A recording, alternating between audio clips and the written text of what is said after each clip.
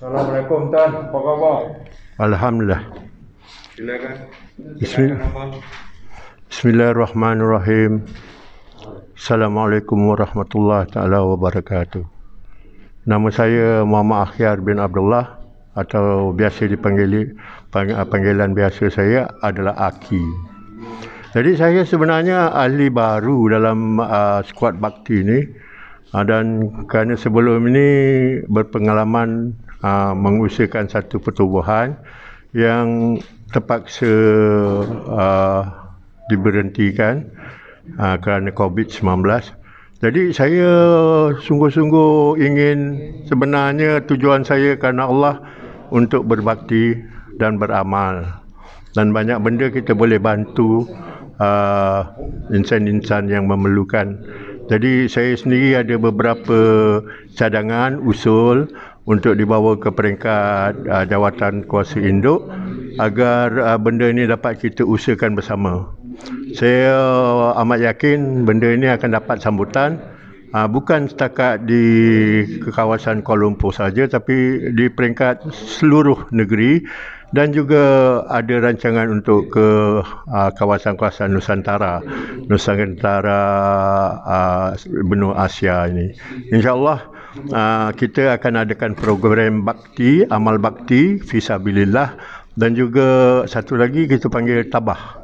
Tabah ni tabung bantuan hemah untuk pencarum-pencarum KWSP. Jadi kita memang bersungguh-sungguh lah untuk usahakan program ini agar mendapat sambutan, dan kita akan jayakannya insya-Allah tidak lama lagi. Jadi sekian untuk sementara ni ringkasan pengenalan saya. Tentang tabah tadi. Tentang apa? Tabah sebenarnya itu dari peringkat peringkat cadangan. Tabah ni pendeknya tabung bantuan ihsan untuk pencarum KWSP. Masalah sekarang ni isu KWSP amat meruncing, dan kerajaan yang dapat bantu semua daripada tabung yang hangus.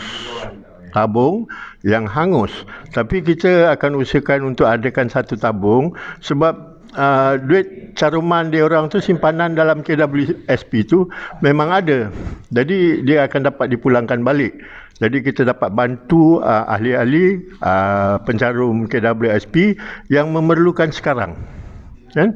Jadi itu adalah salah satu inisiatif lah, usaha yang kita akan lancarkan khas daripada skuad bakti ni. InsyaAllah lah dah sampai masa. Bagaimana cara nak bantu?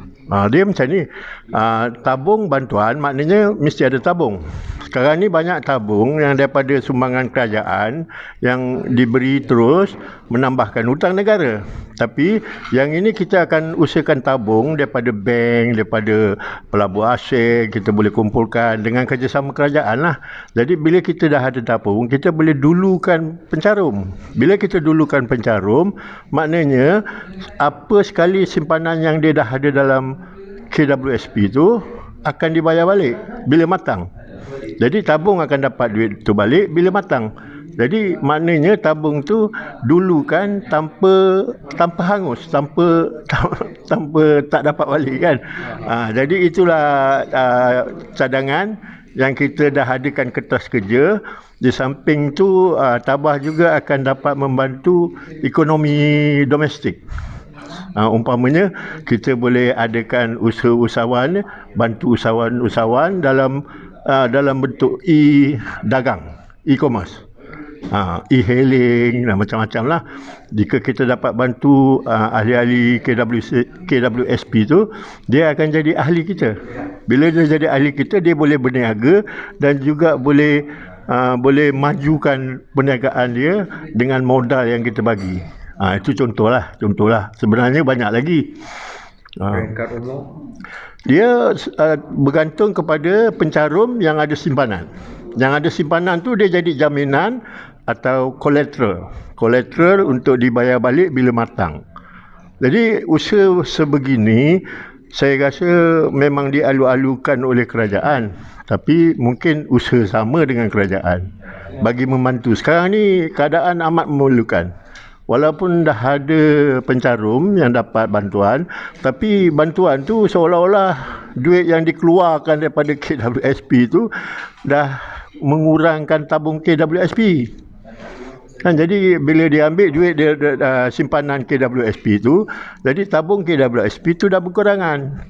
Tabung Sabah dia tak kacau itu dana KWSP, dia tak kacau. Jadi KWSP boleh meneruskan dengan dia punya pembangunan dan tabung akan digunakan untuk membantu.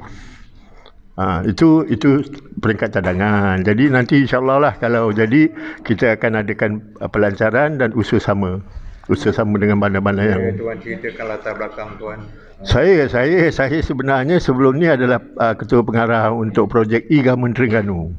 Saya usahakan e-Government Terengganu integration sistem-sistem yang ada situ.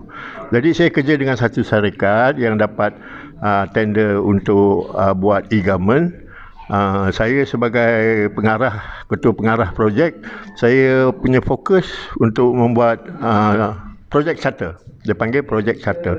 Projek charter ni maknanya seolah-olah macam blueprint ataupun master plan, tapi bagi projek e-Government dia panggil charter, projek charter. Jadi saya ada bincang tadi dengan Timbalan, saya rasa mungkin Skuad Bakti ni pun mungkin akan ada charter nanti, insya-Allah.